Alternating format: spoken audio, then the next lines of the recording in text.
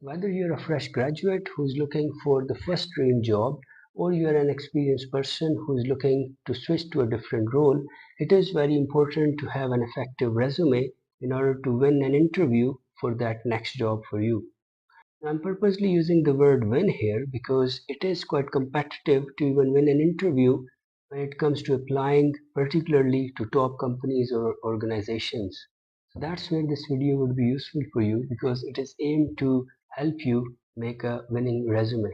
What exactly is a resume? A resume is actually a document that provides a concise, a precise overview of your education background, your work experience, your skills, accomplishment, etc in a structured and in a formal manner. Remember, resume is your first interaction with your prospective employer, so needless to say, your first impression is very, very important. It is relevant to mention that making a good resume is not very easy as it requires quite some time and effort.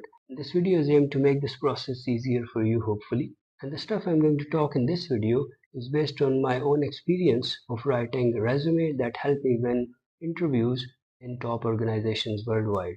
I've divided this video into two parts. In the first part, I'm going to provide you some tips, some suggestions, that will help you to write a good resume.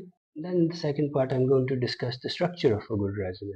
So let's begin with some generic tips about writing a good resume. And the first thing I would like to highlight is that please ensure that your resume is easy to read and it makes it easier for the recruiter to find the information that he or she needs in order to assess your resume, your application for the job that you're applying to. Now, what I mean by this is that if you put yourself into the shoes of a recruiter, who might need to review hundreds or perhaps thousands of resumes or applications for a certain role, so what you don't want is to make his or her job difficult by including unwanted information or by structuring your resume in a way that it makes it difficult for the recruiter to find the information that he or she really needs. Make sure that your resume has a nice easy flow of information. Then the second advice I would like to give you is to please adopt or tailor your resume specific to the job you're applying to. Because remember, there isn't a one size fit all model when it comes to writing a resume. And what I mean by this is that you cannot have one resume, that would be appropriate for a range of roles that you're applying to. So what you should not do is, just to send and submit just one version of resume to multiple roles that you're interested in, because in my opinion, it is really a waste of time and it does not really maximize chances of getting a job, because different jobs have different job descriptions. So it is very important that if you're applying to a certain role, you carefully go through the job description to really understand what is required in that role, and then you tailor or you adopt your resume in accordance with the job description. Then the next suggestion I would like to give you is that make sure your resume is ATS friendly. So what is meant by ATS? ATS is actually the applicant tracking system that big companies they use in order to do an initial screening of the resumes they receive against certain jobs. And it is essentially a software that scans and rank resumes that are received based on certain criteria. So here are certain things that you need to ensure include that you're submitting your resume, for example, in the correct file format. Secondly, ATS filters does not really like presence of graphics or images in the resume. So make sure that your resume does not have any graphics and images, because it will really make it easy for that ATS to discard, to reject your CV right at the initial stage. Moreover, ATS friendliness also require presence of certain keywords that are present in the job description that represent certain skills or qualifications needed for the job that you're applying for. And another thing that ATS filters generally do not like is presence of certain buzzwords such as motivated, determined, proactive, these sort of buzzwords, because it is not easy to prove these traits. Instead, what you should do is to include information for which you have got tangible evidence. Next up is the point as what should be the appropriate length of resume. And here it is generally advisable that your resume is 1 to 2 pages. which means somewhere between 450 to 600 words. The next suggestion I would like to give you is to use simple fonts when you're writing your resume, because use of busy fonts really distracts and makes it hard for the reader to go through the resume. And here I would suggest you to avoid using multiple colors when you're writing your resume. Just use simple black color, or at most you can use one more color, which could be a blue color for the headings, and not more than these two colors really. Lastly, a word on the template of a resume. So you can actually find so many good templates online, and generally they are structured either in a single column format or double column format, and you can use either of the two.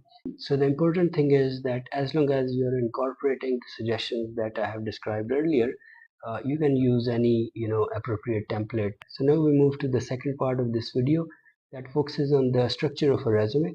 So first thing first, there is always a header on the first page of a resume that contains complete contact information about you, including your address, your contact number, your email address, and here you can also add a link to personal website if you have any, and you can also add links to your online profiles such as LinkedIn, GitHub, or any other relevant online profile that you would like to mention. But the important thing is that include the links to online profiles only they are complete. So if you have got, for example, incomplete LinkedIn profile, it might not be helpful if you're adding a link here. So include only if they are complete and in good shape. So a resume needs to have several sections that include academic background, work experience, accomplishments, skills, projects, and extracurricular activities.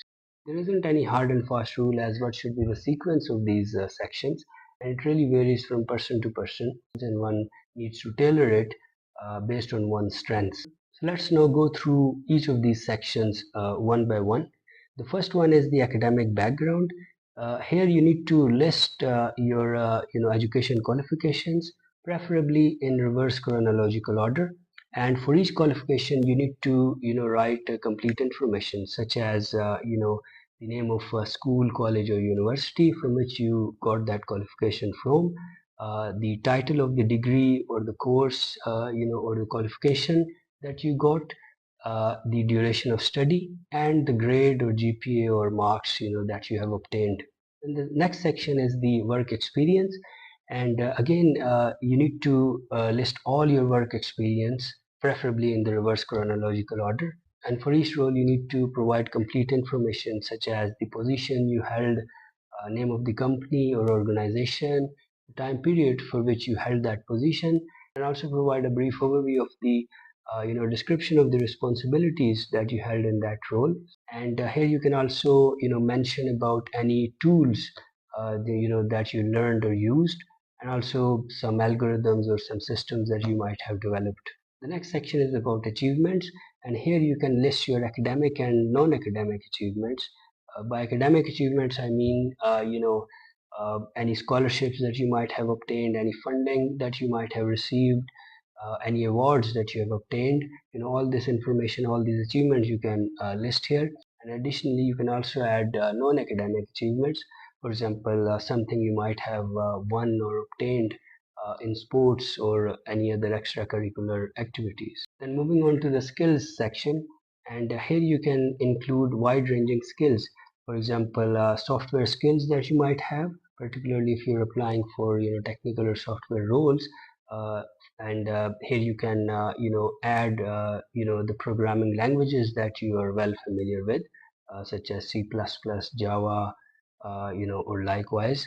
And also you can add information about any tech stack that is relevant to the role you're applying to, uh, plus any professional tools that you have learned or used over the year. Then comes the project section, and here you can list the projects that you might have done during your academic career, or while working in different companies, for example. And for each project, I suggest that you list complete title, and also in a brief manner, perhaps in a couple of lines, you need to provide an overview of the project. and perhaps the tools that you have used. And the last section is about extracurricular activities, and here you can, for example, include information about your hobbies. But remember, if you include some hobby, perhaps your interviewer might want to talk about that, particularly if he or she also have got the same hobby. So if you're adding some hobby here, you need to be prepared to talk about that, to discuss that at the interview stage. Additionally, in this section, you can also include information about roles or some positions that you might have held. For example, in your during your education career, let's say you might be, let's say, an office bearer of some society in your university or in your college. So that is something you can also add here in this section as well. The last piece of advice I would like to give you is once you are done writing, your resume, of course, review and proofread it yourself first, and then get it proofread and reviewed by 1 to 2 people, because they might also give you some useful suggestions that would further improve that document for you. In the end, I would say there is an element of subjectivity when it comes to writing a resume, because let's say if there is a resume that works well for me, might not really work well for you, because you and me might have different strengths. We will have different background, educationally different experiences. So it's important that you tailor and you adopt your resume based on your strengths, based on your qualifications, skills, and experience. Finally, I really hope that this video is of some help to you, and I really wish you all the best with your job search, and hopefully you will land your dream job very, very soon.